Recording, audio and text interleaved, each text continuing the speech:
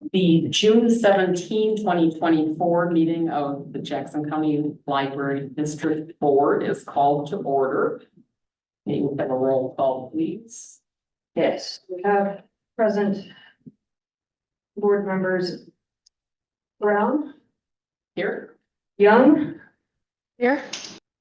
Kiefer, here, Shepherd, Here. and Keating. Here. Thank you. Great, thank you. I will ask you to join me in thought as I read the JPLS land acknowledgement. Jackson County Library Services acknowledges that its libraries are located within the traditional lands of the Cow Creek Band of Umpqua Tribe of Indians and the Modoc Nation, as well as the Shasta, Takelma, and Latgala people, whose descendants are now identified as members of the Confederated Tribes of Siletz Indians and the Confederated Tribes of Grand Ronde.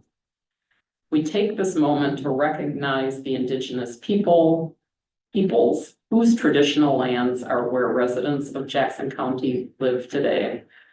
JCLS is committed to fostering understanding, deep respect, and honor for indigenous people, and we encourage you to learn more about the land you reside on. For more information, go to jcls.org/land. Okay, do you have any introductions? No. Okay.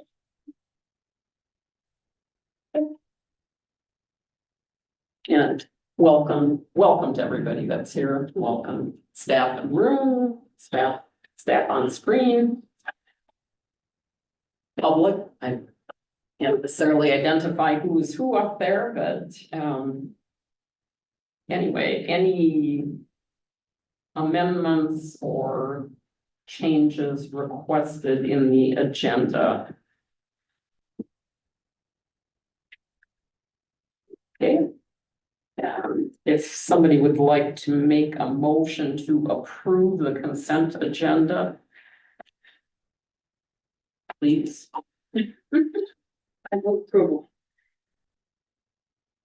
Susan, I'll second.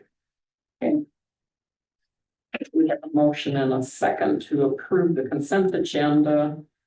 All in favor, if you're in the room, speak. Can we see your hand? Okay,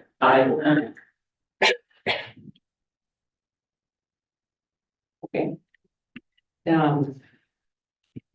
Do we have any public here to speak? Yes. We do. Okay. And do we need to differentiate if this is? Yes, so this is the first session. So this is Right. if you would, they're not related to the budget itself. Yes, Right. Okay. So, oral requests and communications from the audience, comments will be limited to 3 minutes per individual and shall be limited to comments on non-agenda items or on agenda items that do not otherwise provide for public comment. Or will listen to all comments, but will not respond during the meeting.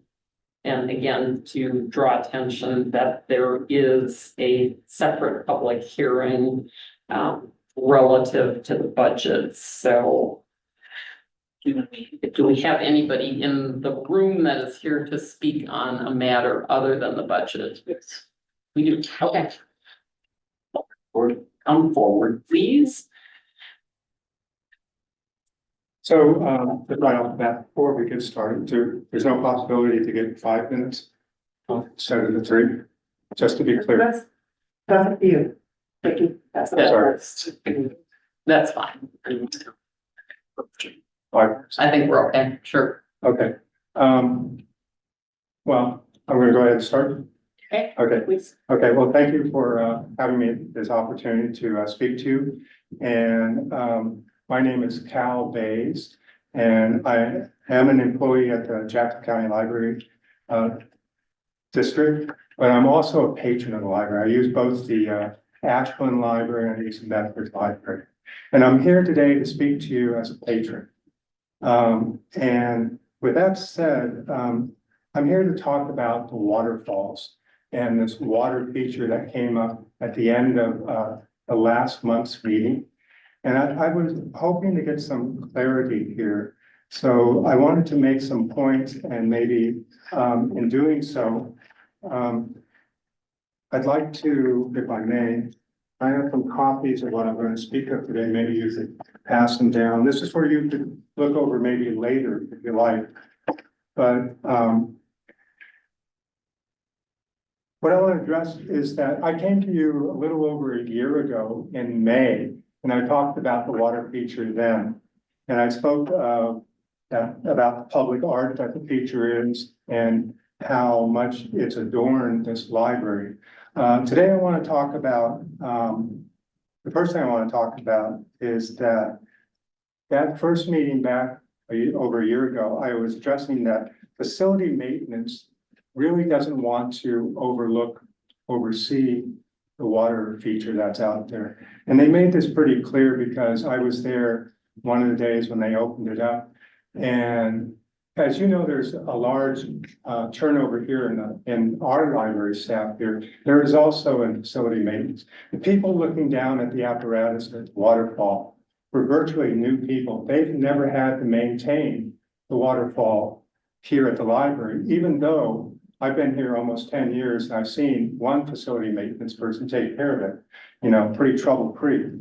And so facility maintenance pretty much kind of threw up their hands and said, you know, they have to be sort of general contractors, but they don't know a waterfall.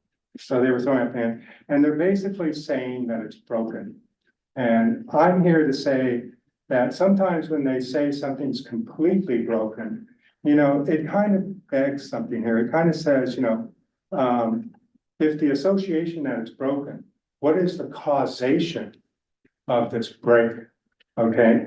And that's precisely what I want to raise here, is that we don't know what's broken. Next, I want to say is that in my illustrious long background, I've worked in horticulture, and that's also tied me into water systems. And so I know from water systems that they're not a black box, they're not some mysterious sort of thing. They're made up of components. And these components generally have, and I'm sure this one has a timer down the hallway down here that turns it off, sets the timer when it's going to come on, when it's going to go off. It's got, you know, a gate valve. We open up so the water can get in the wintertime. It's coming, we're going to shut it down. We turn off the gate valve. It's got an electric valve in it. It's probably got a chlorine dispenser, a pump to get the water up there. It's got fittings and pipes, of course. What I'm really saying here is that, you know, any one of these components are made to be replaced. So if it was, let's say it's an electric valve, you can take the electric valve out and put in a new one. If it's a pump, it's got unions on either side. It's made to be replaced. You open up the unions, lift the pump out, put the new one in and tie it up. And so if those are the problems, these are really moderate in cost to I think the board is thinking, you know, very highly of how much these costs are going to be. Next, I want to say cost straight up. You know, the library has to have a cost analysis to make clear decisions. So we can't just say, you know, willy-nilly, you know, it looks like it's going to cost a lot. We have to know. And so let's start there. Let's see what it is. I would like to see facility maintenance invite, you know, admin and perhaps a member or two of the board to come look and have facility maintenance point out what is specifically wrong with the waterfall. Next, I want to address the waterfall and in the sense of public arts.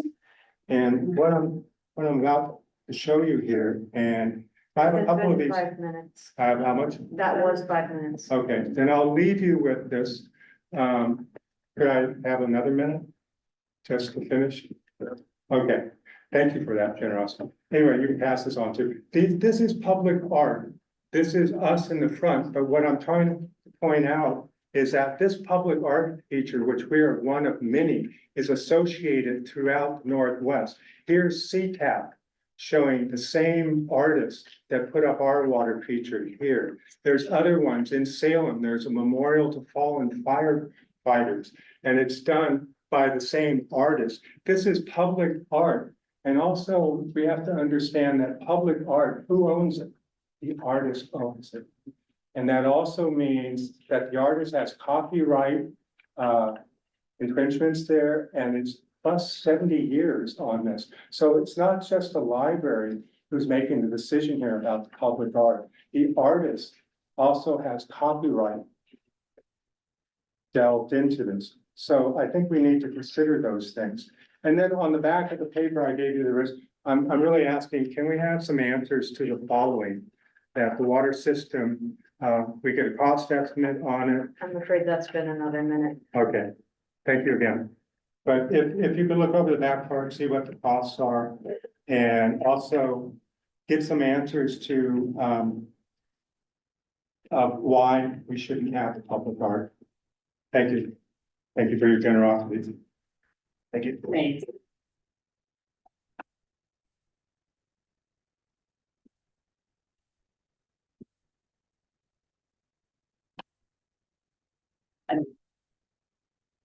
Got you on another comment one? It's the only one who has signed up, person. If there is anyone else who would like to sign up, or sorry, would like to give comments on Zoom, if you would not mind using the hand filter. Girls, that, Okay.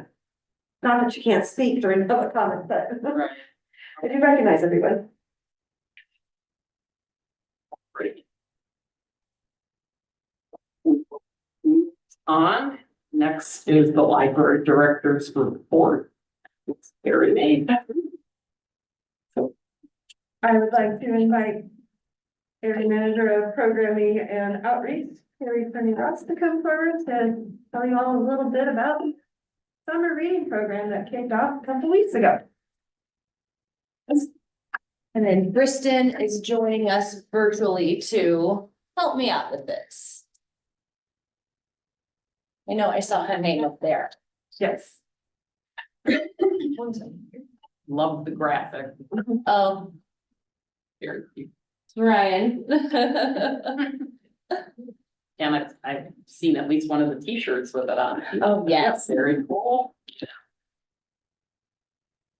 Okay, Kristen, are you ready? I sure am. All right, I've got the first part, so I'll kick us off. So of course, our theme this year is read, renew, repeat. And there are a lot of ways you can interpret that. Of course, read, we want everyone reading. Renew, there are multiple ways you can take that. Of course, renewing, recycling, also kind of an inward thinking way of it, kind of rejuvenation, thinking about mindfulness and things of that sort, and repeat. Do all of that over and over and over again. And so it's a fun theme, and it allowed us to have some really cool program and outreach opportunities. And of course, this is happening all throughout Jackson County Libraries all summer long. So it started on June 1st and will last through August 31st. So what is summer reading? Of course, we want everyone to read books, attend programs, and by doing that, you have opportunities to win prizes. Of course, there will be swag opportunities. We are doing raffles at all of the branches throughout the summer to get some of those fun swag options. And then, there's some things that you can just pick up at your local branch, and things that are special to outreach opportunities. So if you see the Dart Van or a library booth at any of those community events, make sure you stop by and pick up some special stickers and bookmarks and things of that nature. So how do you win those prizes? You track the number of books you read or the minutes that you read. This year, we are having the opportunity to do 2 challenges. You pick one of them. You can't do both. So you can either track the number of books you read or track the minutes that you read. In years past, we've had that as one challenge together, and it just made it a little confusing for patrons and staff alike. So we split those into 2 separate challenges for the people who like to track their minutes, like me. Sometimes I'm like, I might not read a whole book this month. I've got a 1-year-old at home, so Or you might just, say, like, right, exactly. Those count. Exactly, those definitely count. So I like to track the number of minutes that I read, but some people like to track the number of books that they read. But through all of those, you can write reviews and you can attend programs, and all of those are ways that you can have opportunities to win the prizes in through Beanstack. So how do you sign up? You sign up on Beanstack. I think that's on the, so you go online to jcls.beanstack.org, or you can sign up in person at your nearest branch. Our friendly library staff all are able to help every patron sign up. You can get that one-on-one support, or you can do it if you're quick with your thumbs on the phone through that app. Beanstack is of course free, and it is in all of those app stores, and it is an easy way to keep track of your reading. And it's visually appealing too. Next slide. Of course, we do know that some of our patrons do not like the virtual option, and that is absolutely okay. We want to support everyone in the way that they want to track their reading. So our wonderful marketing department did create some paper log options as well. You can pick those up at the branch. And what we do, once you've filled out the paper log, then you bring it back to the library. We will input that into Beanstack, so those patrons are also eligible for the challenges, the prizes through Beanstack, those drawings that happen at the end of the summer, so that everyone still has the same opportunity to win, but they get to track in the way that is most meaningful for them. And so, you know, for our patrons who are like the at-home services patrons who don't come to the library, we can send those large print versions directly to them, and they still get to participate in summer reading too. And who can play? Everyone. As I just said, even our at-home services patrons get to participate. It is for the littlest of the little and all the way through whatever age you want to put on that. And next, we're going to talk about our programs, and Briston will take it away, our programs coordinator. Hello, everyone. Thank you for having me. Like Carrie said, my name is Briston Strong. I'm the programs coordinator. And yeah, our summer reading theme is Read, Renew, Repeat. But we really leaned into that renew when it comes to our system-wide programs, both in terms of conservation, but also that self-renewal. And you'll see that thread kind of throughout. So we'll start with our children's programs. We partnered with Rogue Gallery and Art Center in Medford. We have some of their staff doing some art classes in our branches using recycled art materials. They're making little mobiles. And art is, of course, a form of self-renewal, but because they're using recycled art materials, we got that other kind of play on the word there. And then we also have the animal presentation with Wildlife Safari and the Salmon Watch program. This is an educational program where kids kind of break out into stations and learn life cycles and fun facts about salmon in our area and in the state of Oregon and the Pacific Northwest kind of as a whole. And we are partnering with the Rogue Basin Clean Water Project for that. And those programs really lean into that theme of conservation. So we're playing with all sorts of renewal here. Next slide. we want to progress. Can someone, thank you. For teens, we've partnered with the American Red Cross to provide hands-only CPR. And while this isn't a certification program, it does provide teens with a very useful skill. It kind of renews their skill set in such a way. Okay, maybe we stretched a little bit on the theme for that one, but it's still a good program and very useful. And then we have the story retelling contest. So we're encouraging teens to rewrite a story that they either loved and want to tell in a different way, or maybe they hate it and think that they can tell it better. Either way, we want to get them thinking creatively. And this plays on both renewal, like why do we, how can we turn an old story into something more contemporary, but also repeat, like what about fairy tales, for example, makes them withstand time. Like, why do we keep having Shakespeare retellings and that kind of thing? So these kind of form of repeating in that kind of way. And then finally, we have the Teen Walking Challenge. So teens can use, we're using the World Walking app, which can be downloaded on to a cell phone, or people can come into the library and use the desktop site if needed. We've also provided teens with some pedometers if they don't have a phone that can track their steps for them, or some other device that will do that. And then they just log their steps. We're doing a virtual Explore America tour, so people are seeing landmarks from across the United States as they're walking virtually. Well, they're walking in real life, but tracking virtually. I don't have very current numbers, but the last numbers I have were from about a week into the summer reading program, and teens have walked a total of 369,739 steps, or 158 miles. So that's, our teens are getting out there and walking. And it's also a really great way for us to promote audiobooks also. Next slide. And finally, we have our adult programs. So we have a folded book art program, which again, similar to that art class that we partnered with Rogue Art with, is adults can fold pages of a book to create a three-dimensional sculpture. We are using withdrawn library books, books that are not suitable for maybe giving to a friend's book sale, that kind of thing. So we're giving these kind of books that would otherwise be disposed of a new kind of life. So here's that sense of renewal again.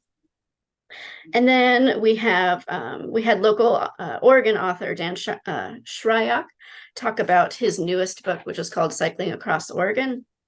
And it's a narrative account of Dan and his friends exploring rural Oregon by bicycle, using the state's official scenic bikeways as like a roadmap. And then we finally have the Renew Your Space program, and that is with professional organizer Susan Chester. And she talks about the importance of decluttering, like how that helps your kind of your mindfulness and sense of peace and calm in your physical space. And also provides some tips and tricks and like hands-on ways to make that a little less overwhelming. Because we all know that sometimes cleaning out that closet's hard to do. So she gives you some fun tips and tricks to like make that a little less daunting, so that you can make your space something that you want to be a part of and that can kind of renew your spirit. So that's some of the offerings that we have going on. You can go ahead and progress to the next slide.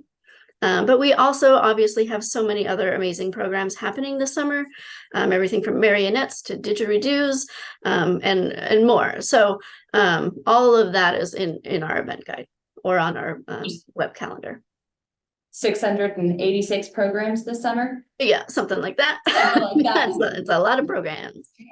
And then I have one final slide for you. And this is like our current stats. So right now we have 844 people registered for summer reading. So they've created an account in Beanstack, or they've turned in a reading log, that kind of thing.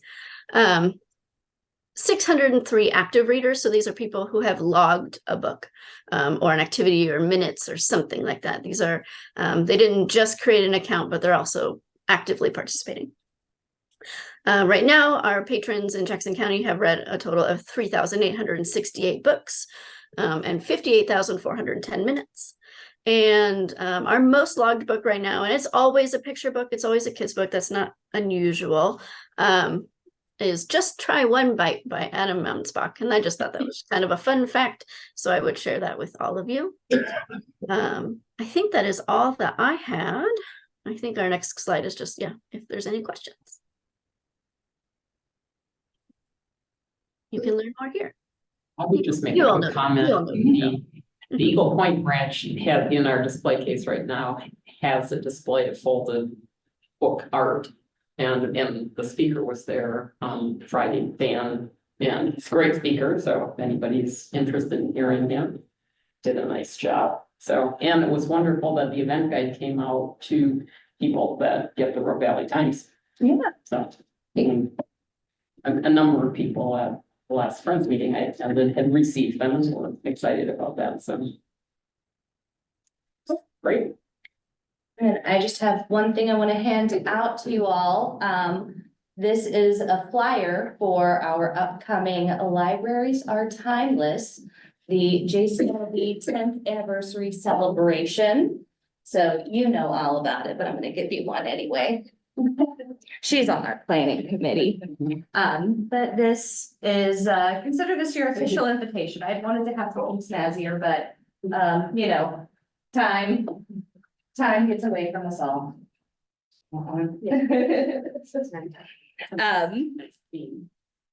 Yes, and of course, everyone is encouraged but not required to come dressed in your favorite era's attire. So, I am going to try to fit into my flappers costume for the event. I hope to see all of you in costume, but you're not required. Thank you, Carrie. We can borrow the theme for some of the building celebrations. Yes. Just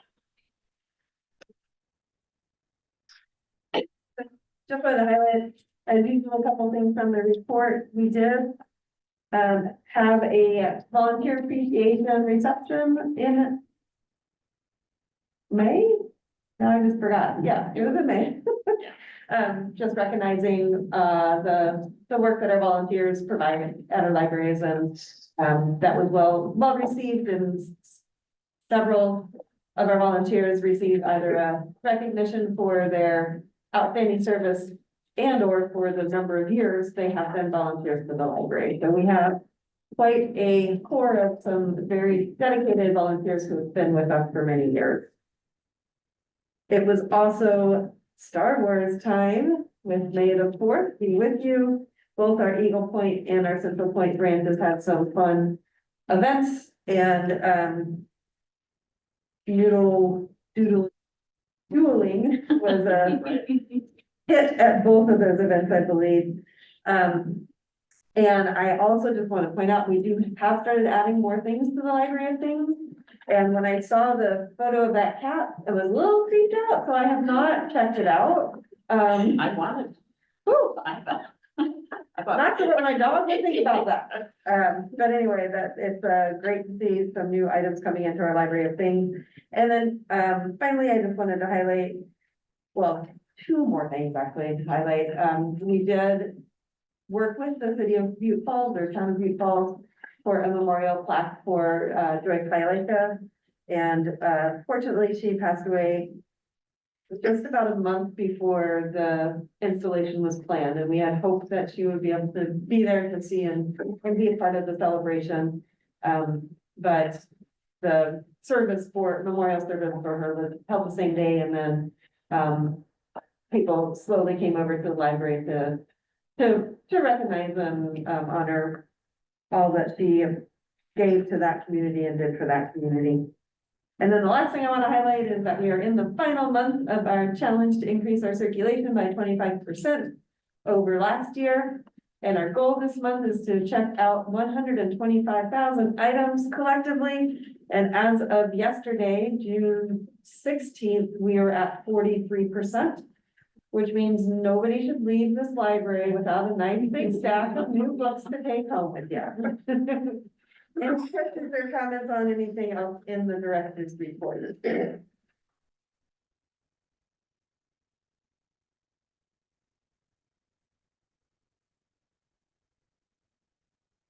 As always, lots of great stuff going on. Yep.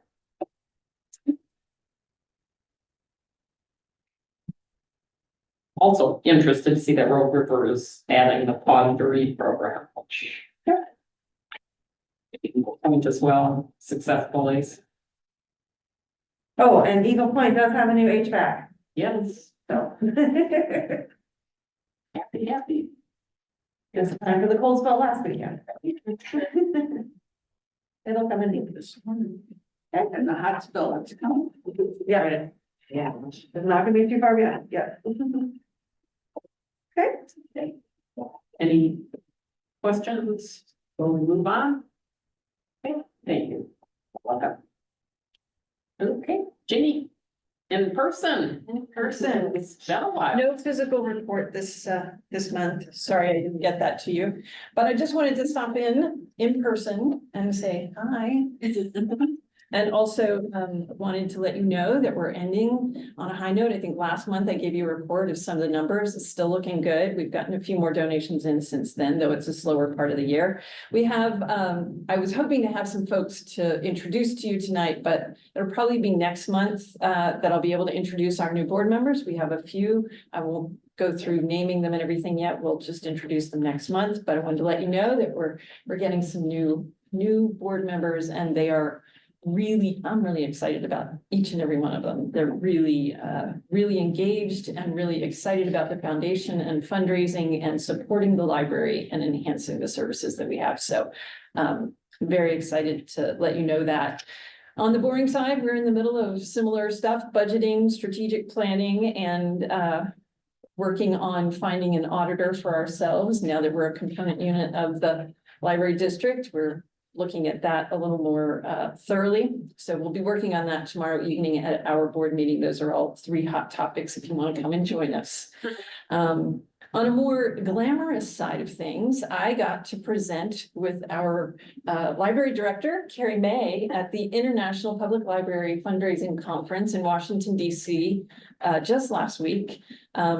It was, I would say, well received. We spoke about the MOU and our relationship committee and about how that's worked well for us. And folks really had a lot of questions. We had about 50 folks who came to our specific presentation. And yeah, it was really engaging and well received. Beyond that, our board president of the foundation, Phil Myers, did so. Each of the 3 of us attended, there were typically 3 workshops per session.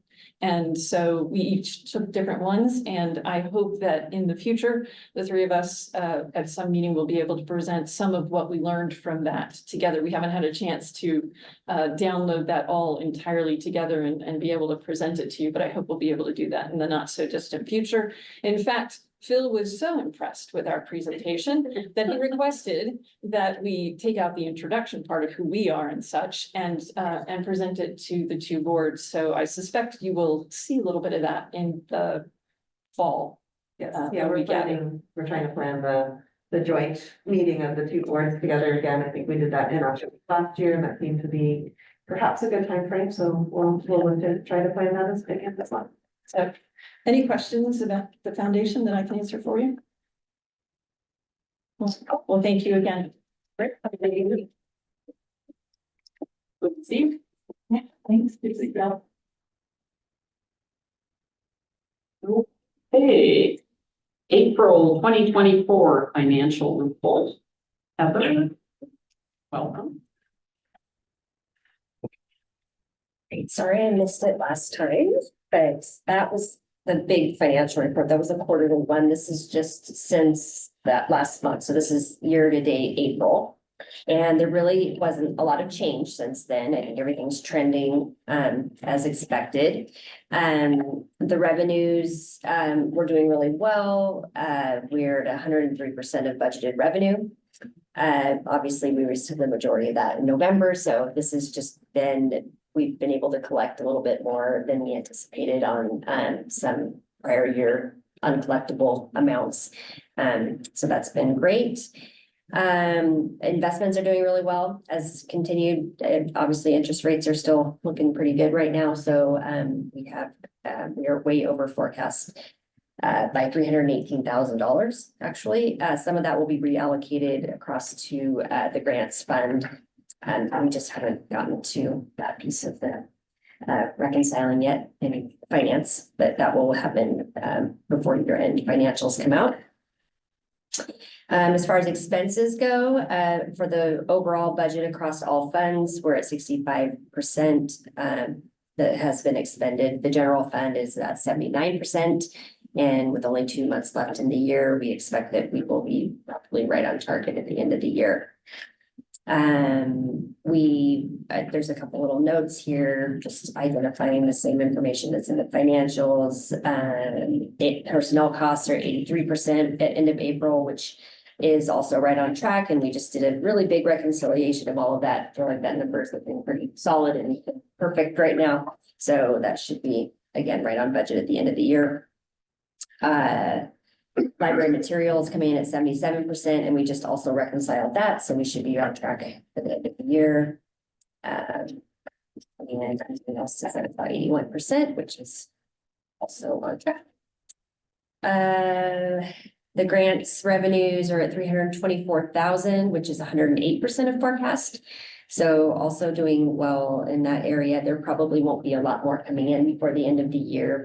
This does include Friends invoices through April, and there were a few more that came through in May and June, but that number will probably not change much by the end of the year. And again, the other things haven't changed since the last report. Question? One question that's not in the Sure. numbers, but Oh. it lists fines, and I didn't realize we were doing, I mean, what are fines? Fines and fees, I guess. Just didn't rename the line, it really is just the fees. Fee, And then okay, there are- yeah, I There's understand the fees. occasional fine for overdue interlibrary loans. That is the one category we still charge. A fine if you don't return those on time because other people are charging us for that. So that is the one category. Still continue. What fees are? If you lost a material or you broke the case or whatever, there's some. Yeah, it's all. Correct. Okay. I have a question. Why is the investment income allocated into those three funds, or why did you feel necessary to say that? Feeling curious.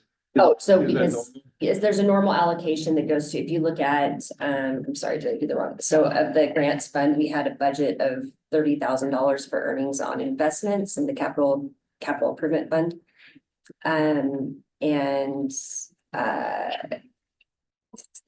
Harry, remember me on why we allocate that to the capital improvement fund? So we allocate the interest income into the fund in which the money is held. Okay. And this has been a question that's gone back and forth a couple times, but we in some years we've done that monthly, and other years we've done it just once at the end of the year because all the money is in the same account, so it's really just allocating on paper. So it'll be done I see. by June 30th, so that we have the revenues in the So you account. budget in each fund. Correct. for the income anyway. Okay, Correct. that makes sense. Another question. Sure. So generally, yeah, right. Kind of so we've spent 65% so far of our expenses, right, this year? Across all funds, yeah. Right, and I'm just curious, like, is there like a rush to spend what we otherwise? I mean, do you have to like spend as quickly as you can in the next 2 months to make sure that you meet the budget, or is it sort of like? Oh, we have 2 weeks We left. did, yeah, we over budgeted, no problem, and that money, Right, so since we are our own fund, if you will, there's no need to spend all the money. So no, there is no, oh, I have money left in my account, I better go spend it because all of that rolls over to our beginning fund balance. So there's no rush to expend the funds this fiscal year right? because we've budgeted for. So we're not gonna see that number jump to 19 at the end of.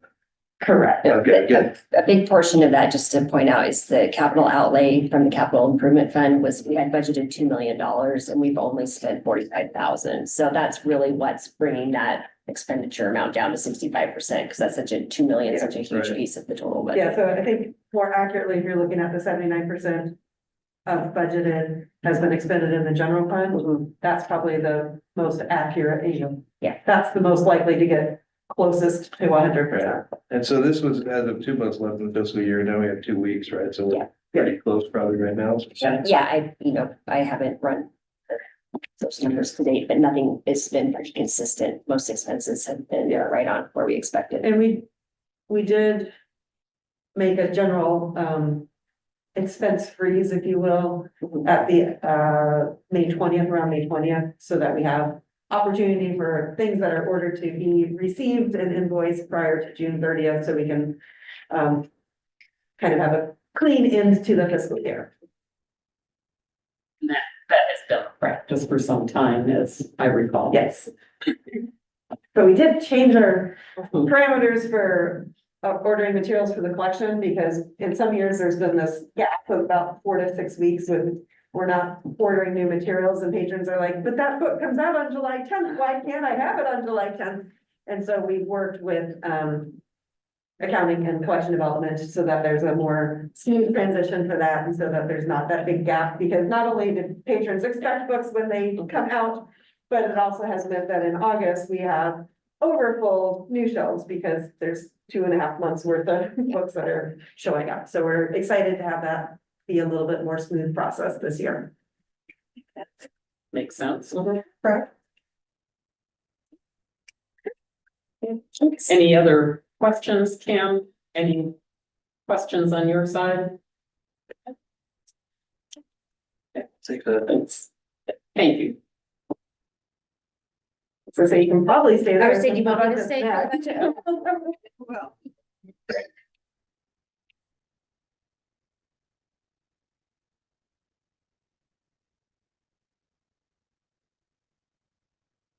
So the public hearing portion of this is, You have to open it.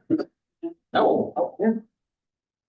So we are opening the public hearing to receive comments regarding fiscal year 2024-2025 budget.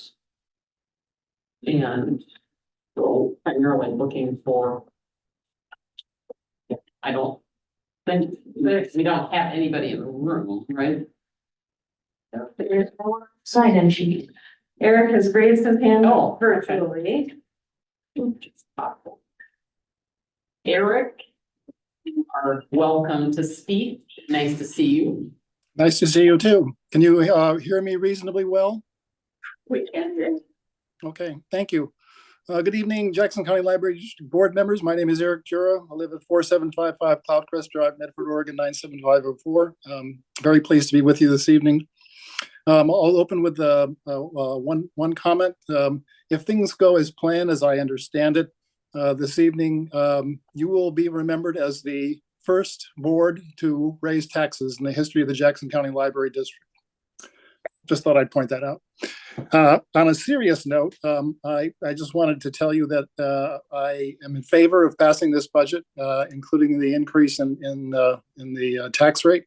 I've had conversations with several people. I've had conversations with one board member about this. I watched the budget committee, the video of the budget committee deliberations about this and so forth.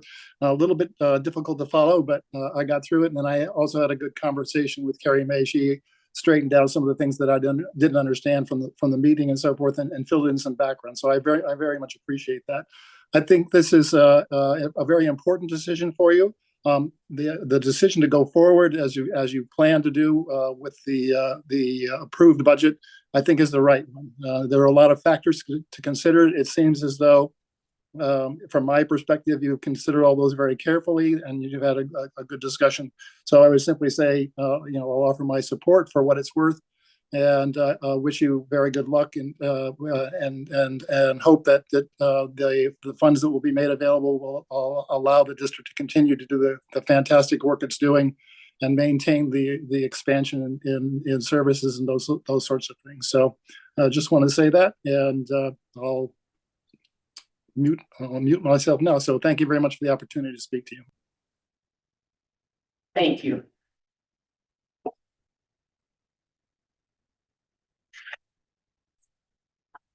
Are there any other public comments? I don't think so. Close the public hearing. Oh, okay.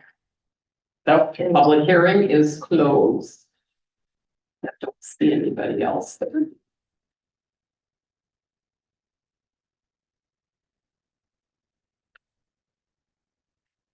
So, any opportunity for discussion or Yep, so you have the two resolutions before you and the budget information, so, and we have confirmed, both Heather and I have talked with the Department of Revenue, and the order in which the resolutions are considered, does not matter, they just all need to be considered, and, we need an adopted budget before June 30th.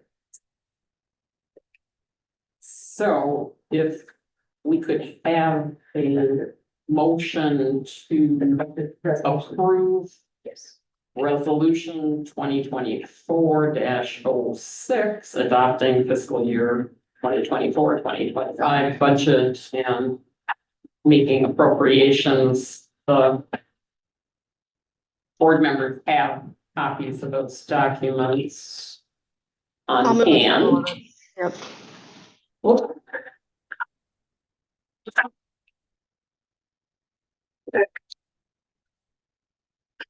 I'll second that. Any And that was for, resolution 6, thank you.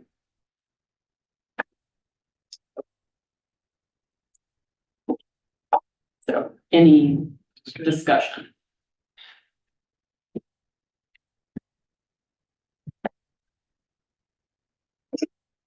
I'll be voting against it. I don't think, I'm not satisfied it's the best we could do on the budget.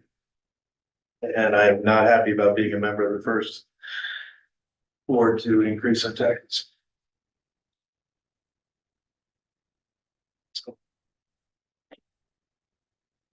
Any other comments, questions? I mean, I still have my same concerns from the budget meeting and my same concerns about the Latino coordinator.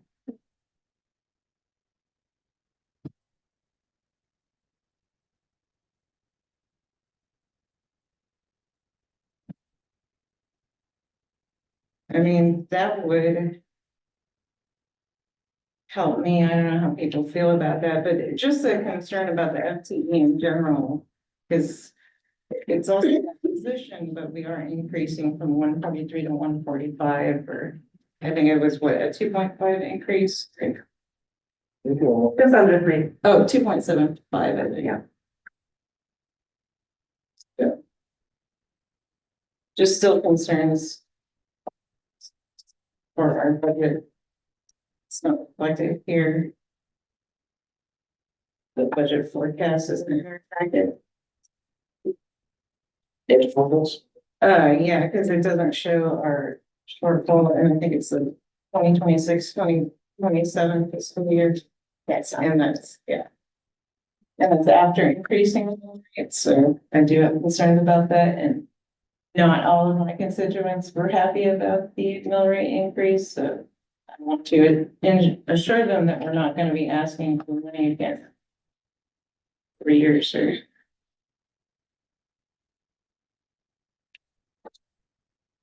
Oh, I'm sorry, do you have a suggestion or something that you would like changed in the budget to satisfy your concerns, or are you just voicing them? I would be satisfied if we just kept the FTE the same, because I think we're still trying to kind of figure out where we are with branch hours and FTE and staffing and all those different pieces of the puzzle. At least one of the FTE is related to staff, branch staffing. Right, so one of the FTE is specific to branch staffing in the upper row. One of the positions is proposed for a fourth quarter start date, so very little of the fiscal year. And then the Latinx engagement coordinator, and Joan and I have already talked about, is that the most appropriate title, and that may be revised with a different title, but that is the a system-wide system level position, so that would be the only. Yeah, and I mean, I still have strong concerns about that position, because like people in the community, they wonder like, why is it that the Hispanic community has to be segregated, right? Why are they treated like an alien entity? And people have asked that to me, like, we're not aliens, right? We're just people. And so I just want to see programming that, everybody enjoys, and that can be culturally relevant, everybody likes food and can always show, food from everywhere, but I'm just questioning why we need a specific position.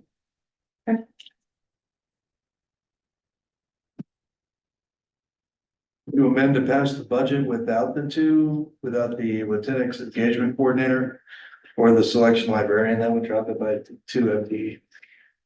Well, I'm sorry, could I ask for clarification? Are we approving specific positions or are we just approving the increase of dollar amount in staffing?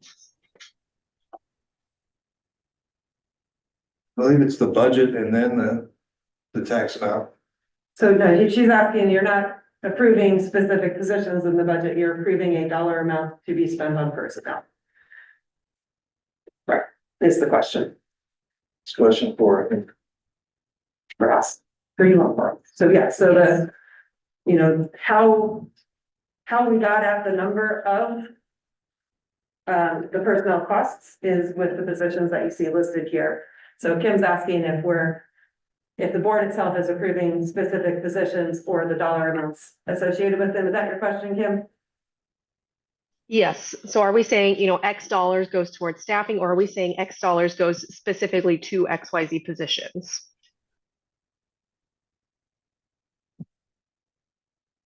Well, as the budget is presented, X dollars is going towards staffing. I think in terms of, at least my understanding, in terms of clarification for the board, is that the positions were identified since they are new and for what purpose they were added to the budget, so since it was a change. So it's not, in my understanding now, with the intent of approving or disapproving specifically. Correct. Other than the budget. I guess if there is no second, it doesn't really matter. Right? Is there a second? A second to the motion? Yes, I second the. No, the original. Oh, The amendment. okay. The amendment. So if there is no second to that, we don't have that discussion. I think we're just still trying to figure out what we're. Yeah, what's kind of more appropriate? Do we say the FTE total positions, right? Still, Right, I mean, it sounds like the concern is there's concerns with the specific positions presented, but the overarching concern is the increased total number of FTE, which, I'll be quite honest, it's a very modest increase in terms of a percentage of FTE increase on staff, and I think the dollar difference for those 2 FTEs would be less than $100,000. So in terms of impacting the overall budget of 15 million, not approving those positions, and the other thing is they are positions that would be hired throughout the year, and as the library director, I believe that these are the positions that will most help our system be successful in the next year. And that is why they were presented in the budget. There were several other positions proposed, and they were not ones that collectively the admin team felt were appropriate to be added in this next fiscal year. But this is a very, I think, reasonable request for additional staff to help us continue to meet the strategic objectives outlined in our current strategic plan.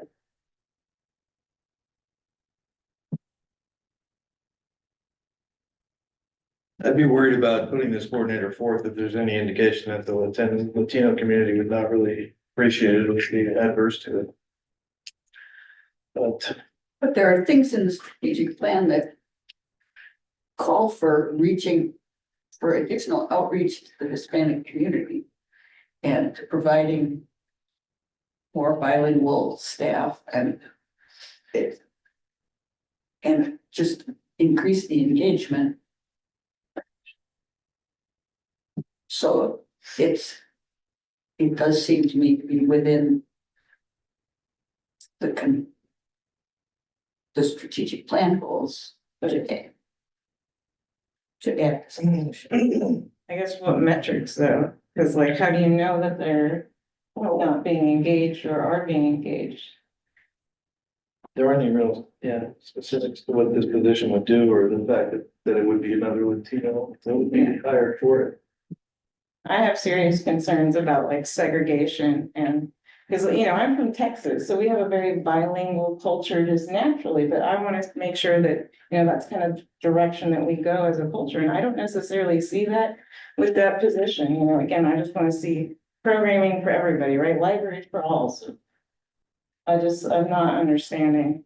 So I think in the context of the budget itself, I'm happy to discuss this specific position with you all further. But in terms of the budget itself, I think the advice that was whispered to me from this side is that you could amend the personnel budget to reduce it by whatever dollar amount is appropriate, or that you feel is appropriate. But again, I don't think it's going to have a significant impact on the overall budget. Do you want that? I wrote down with the Latinx position, what we had budgeted for. That's Including the fringe? Including fringe, it was just under $30,000. Because it wasn't a full year. What would it be next year? I think it was, well, yeah, I believe it was under 60. What's that? It was just under 60,000 because it was we budgeted for half a year. So, But the following year would be 20 then? no. So we budgeted for Over half a year, so it was 30 this year, so next year it would be about 60, depending on what the, COLA is and everything. So the position itself was about just under a $60,000 a year position. In this year's upcoming budget, it only included $30,000 because we don't expect to hire that person until halfway through the year. So the following year would be about $60,000. Right. Is that what you're Including asking? fringe. Including fringe, yes. Interesting. But the proposal was for 2 positions being eliminated, so $100,000. So, It's still fairly accurate. Kim? Sure. My understanding is that, again, we're just voting on the budget itself, how Carrie chooses to implement that. And if that becomes that coordinator position, I think is within her purview as director, although I would encourage her to work with some of the board members to create that. I mean, what we're talking about right now is holding up the entire budget for what amounts to 3% of the personnel budget. So it's not a huge amount. I think that the position could use some work. But at this point, I would like to move forward with just approving the budget itself, and then just requesting that Carrie work on that specific position a little bit more.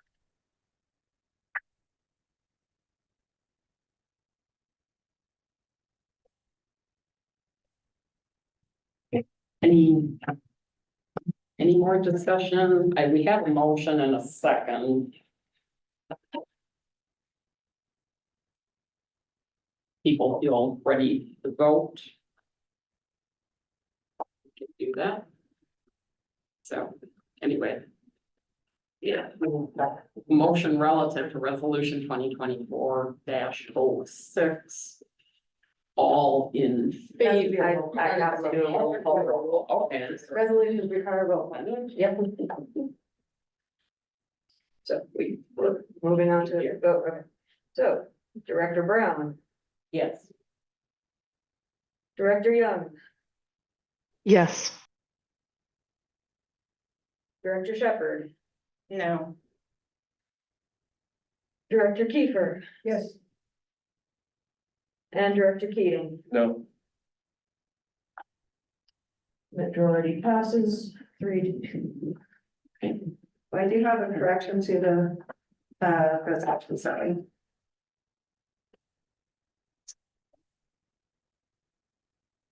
So the next resolution, having more carefully looked at this resolution once we printed it, and the. Sorry, I'm not in the board packet. On page 31 of your board packet, the be it resolved section, subject to general government limitation, instead of saying general fund, it should say permanent rate tax. So the words next to the collection rate should be permanent rate tax, because what we are categorizing is what type of taxes we're collecting, not to which fund they're being collected in. So that is something that after watching the video the second time, I'm like, wait, no, we have that wrong. So it's just making sure that we are categorizing to the correct thing, which is permanent rate tax.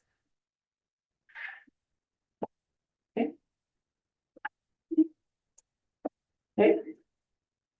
And could I have a motion to approve resolution 2024-07 imposing and categorizing taxes?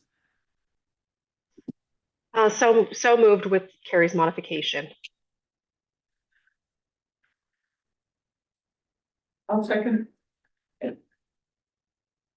Thank you. On to discussion. But. Oh, there.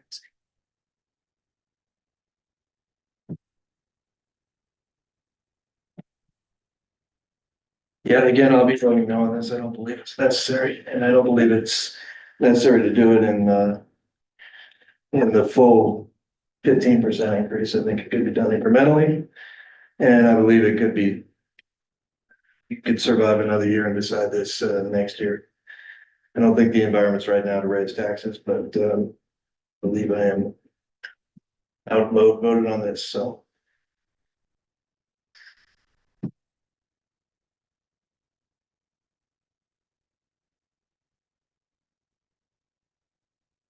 Additional comments?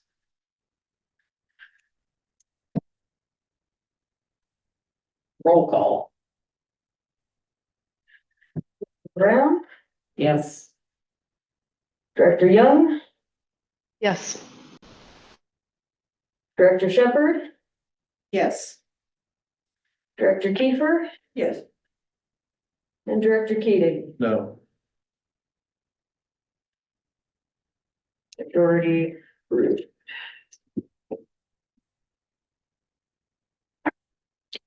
Thank you. On to unfinished You business. can't leave without signing those two resolutions. Okay. Stephanie. Yes. Okay. Madam President. We have to be in compliance. We gotta get it filed by, done by 2/30. Okay. No problem. Yeah, thank you. The library district annual retreat date and July meeting date setting. I apologize for asking this so late in the game, but is it possible to reverse the order of those two so that we know who the fifth person who might be going to the retreat is? Oh, sure. It just occurred to me as you were talking. Okay. So Kevin and Susan and Carrie interviewed the candidates for Yes, replacing Kim and have a recommendation to make to the board. we do. I drew a short straw, so I will present, actually, it's a great straw. We had we're seeking to find a replacement or a new person to sit in the seat that's been occupied by Kim. She's leaving us, so the new person will have approximately a year before they have to run for re-election. We advertised site and a variety of other places. We had 8 applicants for this position. And they were stunningly good. It was really hard. I think Kevin and I would have been happy to appoint almost any of the people that applied. And so we had people from around the county geographically. We had people from all different walks of life with a variety of experiences. And lots of skills. We had people with multiple languages and different kinds of education. So it was really a hard decision. And I was mostly sad that we didn't have more board positions to offer. So I'm hoping that we will be able to keep these people involved going forward, even the ones that we don't recommend to appoint. But our decision about this recommendation is that we are recommending Marta Terency for this position. She can be here. Her qualifications include, she's worked in a library, was one of her early positions in her career. She works in economic development in Southern Oregon. And she is chair. She's chair of Medford's Committee on Diversity and Inclusion, all the DEI stuff for Medford. And she's president of the Firebrand Resilience Collective. And the board secretary for the Downtown Medford Association. And she is a user of our libraries and other libraries all over the place. And so we just decided that we had to pick one. And Marta seems like she checks off an awful lot of boxes that we had in our skill set that we were looking for. And so our committee recommends approval, an appointment to the board of Marta Terrence. Just add that, I think she's gonna do a great job, if she's approved.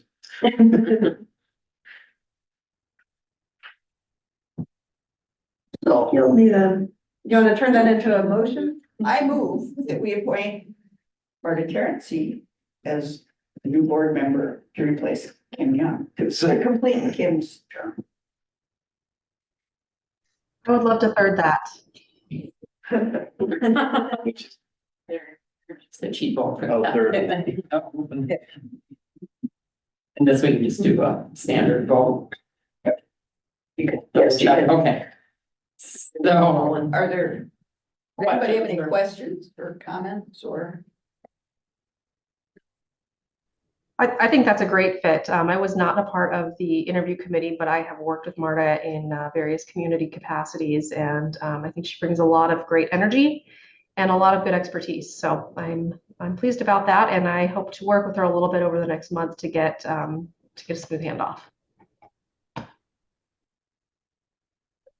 thanks. Okay, all in favor? Okay. Aye. It's like it's unanimous. Welcome. Thank you for being here. Thank you. Okay. Now dates. Right, now on to dates, yes. And you're welcome to weigh in if you're, but I don't know if you need to leave or not. I need to. I'll be here for this item. Thank you. Okay. So the actual swearing in will be next Monday. So, We will work with you to find a good time to swear you in. Okay. I need to work with our notary, set up an appointment, but I will be in contact with you very soon. Now that it's official. Rosalind's already left. I was like, ooh, we can put her on the spot right now. We'll find a time. I had to wait till it was official. okay, so I guess to take maybe the easier one of those was the July board meeting. Was there a problem with the what would have been the normal date? There's always a problem There's with the always a third Monday of the month. It's so soon. It's July 15th this year, but no, the reason why it's together, or the question is together about the retreat date and the July board meeting date is that we have traditionally tried to get those two kind of close to each other. So we've done, you know, depending on the year, we've had a day and a half retreat and had the board meeting as part of that. We could do, so a couple things that Val and I kind of kicked around today, and we don't have everybody's availability, so we're trying to take stab here. But we're looking at, for example, could we do the board meeting on Thursday, July 18th, and the board retreat on Friday, the 19th? I remember last year, I think it worked out better to do a Saturday, did it not? We did the retreat on Retreat Saturday. on Saturday, so that's the question, so, you know, maybe first consideration with those dates, just throwing it out to start the conversation. We can also keep the 15th as the board meeting date. Just recognize that we won't have any year-end reconciliation done, but even if we move it another week, we wouldn't. And we will have Jill Ayer from the group 4 will be presenting the facilities master plan document at that July meeting. And, you know, again, the July 15th date is on her calendar. She could also do that Wednesday, the 17th, but Vicki, I think you're not available on the 17th, so I'm starting with the 18th, 19th timeframe. Marta is shaking her head, no, you can talk now. Do you want to come sit up here? Yeah. Join the discussion? Join us. Good afternoon and thank you, board. My name is Marta Transay and I live on the 500 block of West Jackson Street. I'm joining to discuss scheduling of the retreat. 18th, not good. 18th, okay. The one day I'm not available. So again, we can keep the board meeting on the 15th and then just look at a date for the retreat. I'm not sure how important it is to have the two together because we are planning to have a work session next week to talk about some of those organizational items that we sometimes do at the retreat, so. Which we also have a question on, because did all of you get invited to the meet and greet with the new city manager candidates? I did. I did. So that is from 4 to 6 next Monday. And I haven't been invited, but I'd like to get myself an invitation. I think I'm planning to go. But that's the exact same time that we scheduled our board work session, Yeah. so if we could do Great. that to. If we could go with June 26th for our work session, that would be Wednesday instead of Monday. From 4 to 6 p.m. or any such afternoon hours. If that works for everyone. And if we can find a time that would work for Martha, then we could swear you in at that meeting too. What time? 4 to 6 is what we have originally proposed. I can make it work. Okay. Does that work for everybody else to move the work session? The work session from June 24th to June 26th? Yeah. Works for you? I hope so. I don't. Yeah, calendar. It helps. I know. I don't see that. I don't have you marked as being out. I think I'm hoping that you can for her. Yeah. Good thing somebody knows. All right, so that's step 1. So, so I think that the criticalness of having the work session and for the retreat and the board meeting together is less, if you will. So happy to keep July 15th, because I think the 17th you weren't available that Wednesday of July. So we can keep July 15th for the board meeting. How about that Friday? Friday the 19th for a retreat. And then we can all come in our pre-party clothes for the party on the 20th, the next day. That's the next day. Yep. That work for everyone? 19th works. I can't. 19th 's great. Did the 19th work for me? I went for midday, so. I believe it does, yes. Otherwise, we do this again. No. All right. I take any suggestions for what y'all wanna talk about at the retreat too, so, but Well, I'm Don't be the- gonna make you a proposal, okay. but I don't have it written up yet because I messed up my times today. As we all know. Topics submitted to me, and Carrie, GCF both, and also, we can loop in our staff development coordinator, because they're really good at things like. One question I do have, and we have, again, I'm going with traditionally rather than historically today, but we have traditionally used an outside facilitator for these meetings, so, suggest some topics to me and I can help source the appropriate person to guide us through that conversation if that's appropriate this year as well. Well, when I send you my proposal, I'm also gonna propose that Ruth Metz be our facilitator. Okay.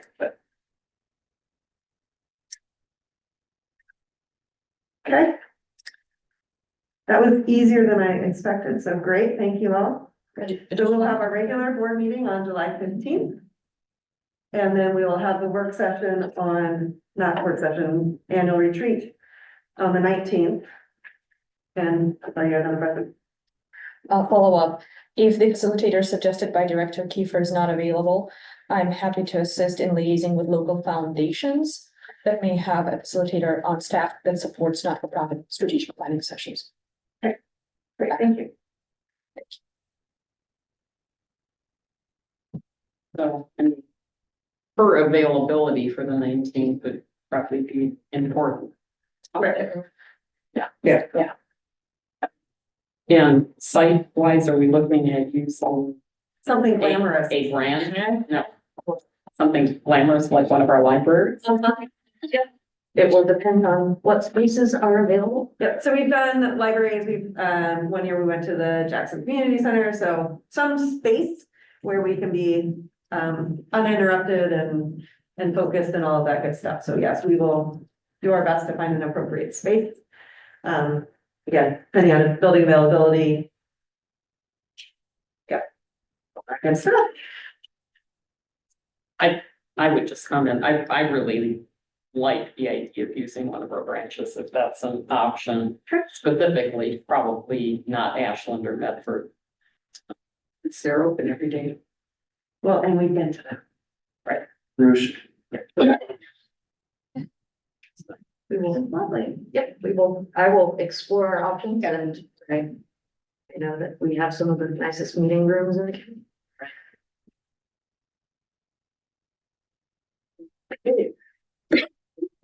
June 24th is off your calendar. I will send a updated meeting invite as soon as we conclude this meeting. And June 26th is on your calendar. Yeah. Okay. Bill, were we all supposed to be invited to that thing at the city here? I think so. I'm Who was the? not aware of this, I was not the ordinance officer, but No. Yes, the city, It can be. but it should be to all of us, yeah, library. So I would assume we're all invited. It came from somebody named Bonnie J. Barash. BARASCH. Okay, Definitely came to right, library. we do still have a few more agenda items. With this, I'll thank you all and I'll step away. I have a social commitment. Thank you all. Thank you. It is an honor. Thanks, Meredith. We'll see you next week. Thanks. Okay. On to new business. The naming policy. Joan is. Talk about that a little bit.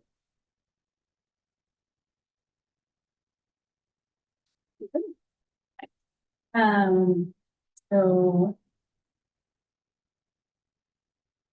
Last year about this time, I think we had a few. Folks who wanted to put together plaques or other naming opportunities system-wide and, we really didn't have a consistent way of handling those requests. Or other Navy conventions with us.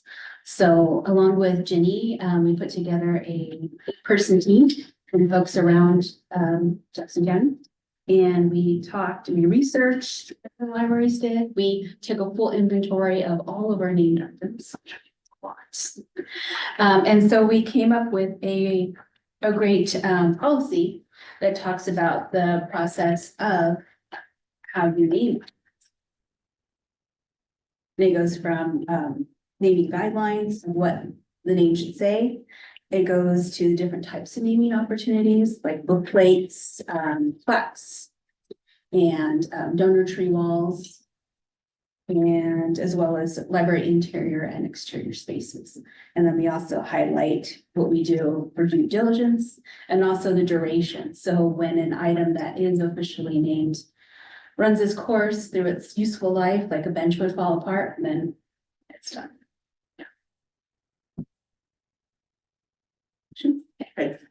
Are there like dollar amounts associated with all these different things? Like, They're not, yeah, because they can change. But the book plates are the most affordable option. They would be about $40, and then naming opportunities would depend on the campaign. Right, and so the intention of having a naming policy in place is that when we kick into gear with some sort of capital campaign project or something like that, this is the framework under which we create those dollar levels and stuff like that. I'm looking at Jenny, she can't tell, but I'm like, right, right? Like, this helps give us the basis so that when we launch some sort of capital campaign, we have the framework for kind of levels of support and opportunity. Does that answer your question? yeah, I was just wondering, like, do we feel the need to kind of specify that in the policy, just kind of like a suggested monetary range of what kind of projects would be expected with that, or? No, that would come with the specific campaign because the dollar amounts are gonna be different in 2025 than if it's not until 2030. And so those opportunities and the specific dollar amounts would come before the board before they are finalized, if you will. Boards. Yeah, I have a couple of questions, like, under naming guidelines. All naming opportunities will be consistent with the branding of JCLB. What does that mean? With the marketing branding. But it's not clear to me what that means in this policy. I mean, does it mean what it's gonna look? Who determines? So we have a style guide, a brand style guide, and so the ways that the naming opportunities are presented, so the standard font and color, text size and colors of the things on which names are placed would be following the guide, current style guide that's in place at the time of the donation. Okay, I guess So as you walk from place to place, every sign doesn't look different. Correct. From Right. each other, yeah. correct. That's fine, I guess I would have it say would conform to this style guide, maybe rather than branding, but it's. Is it brand style guide, Brian? Would that be the kind of common term? Yeah, okay.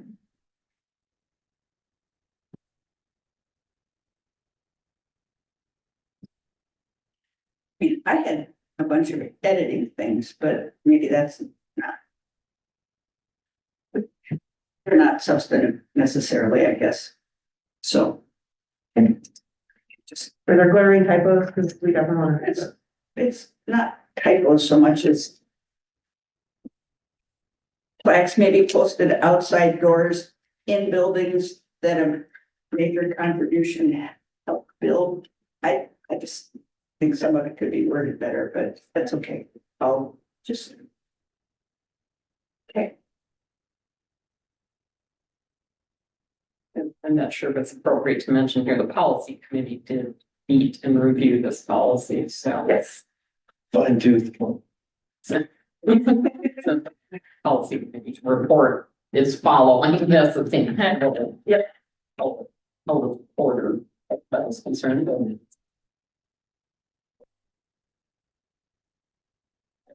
Any other questions, comments? Otherwise, a motion to approve and naming policy as presented. Right. We have a motion and a second. Yeah. All in favor? Aye. Got your hand? Okay. Yeah. Thank you, John. Okay, advocacy tool kit. Terry. Yes, so, the advocacy committee is comprised of Kevin and Kim and myself, and so we wanted to present the toolkit that we have been working on over the past several months so that Kim can see it. Hurrah, before she sails off the board. So there's background in the cover memo here, but Mariah Mills in our marketing department has utilized a couple of different templates from other library systems and also through the American Library Association to put together the toolkit as presented in our board packet today. And the advocacy committee has reviewed, I think this is the 6th draft, but looked at what is in the toolkit, and the intention then is to create an action guide. And Kevin, I guess that's gonna be your job now. Reading the action guide? Or fun opportunity that we can talk about next week is we will be looking for the committee appointments next year, and so the advocacy committee will be working on that action plan and how to utilize this toolkit. But the intention is to be able to use this toolkit to for anybody who wants to help talk about library services in the community, both at the local level and or when there are issues at the state level that impact library services or budgets or anything like that. We have a starting place for them to look at and have some tips and tricks up their sleeve when we're talking about library services. We included a calendar of the year, and part of the action plan, I believe, will be to help with some messaging and getting people some additional talking points in those months related to those topics. So I've talked with Ryan a little bit about creating a newsletter through our newsletter platform that would go out, say, the 2 weeks before the next month starts and says, hey, June's coming up, it's summer reading. You can talk about this, this, and this, and people can opt into the library advocate or library champion newsletter group. This would be something that our friends groups could use, and also our foundation board members, as well as yourselves. And then anyone in the community who just is interested in helping champion the library to their friends and neighbors. So that's the spiel behind why we put together a toolkit. I was inspired with this concept when I was meeting with some other library directors around the country, and the Cedar Rapids, Iowa library director mentioned that she had just put together a toolkit. I was like, ooh, that sounds like a really great idea. And she sent her toolkit out and shared it with us, and I was like, ooh, this looks good. Started talking to Mariah. She pulled the other resources as I mentioned. And when I'm on the Oregon Library Association's legislative committee, and I mentioned it at our last committee meeting that we were putting together this toolkit, and the state librarian was like, this is great. And the legislative committee said, or I offered, and they were like, yeah, that sounds like a good idea, to have a presentation at the OLA conference next year about toolkit and our action plan. So it's definitely something that I think will be helpful for us to help, achieve one of our strategic goals, which is to help create greater awareness about the library system in Jackson County. Comments, questions?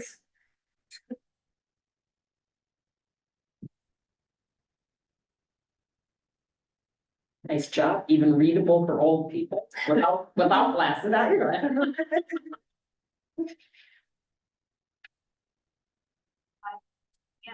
Oh, good. That's good to know. Yes.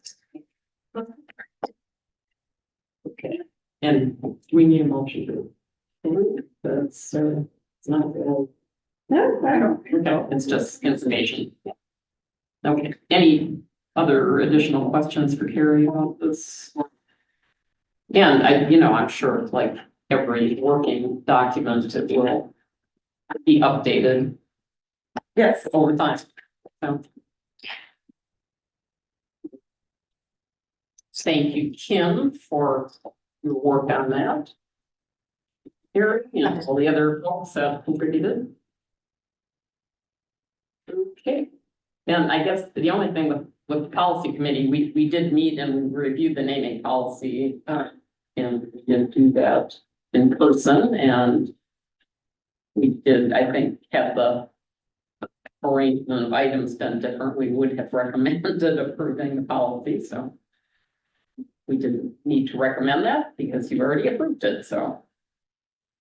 And we do have a calendar of policies that will be reviewed in the coming. It's the last of your record.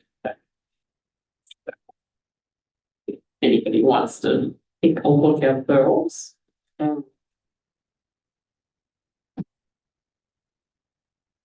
Track. Review policies as scheduled and date in the future.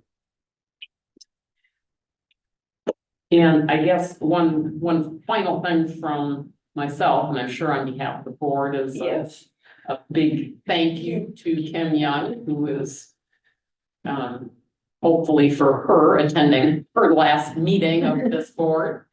And certainly Ditching us and running off to greener pastures. appreciate your time and input, and certainly wish you happiness and a great life in your new home. Well, thank Are you you. check into your new library? Yes, sadly, but I have not done that yet. I'm avoiding it. But I appreciate all of you and all of your commitment to this, and I look forward to seeing what you do. Thank you, Kim.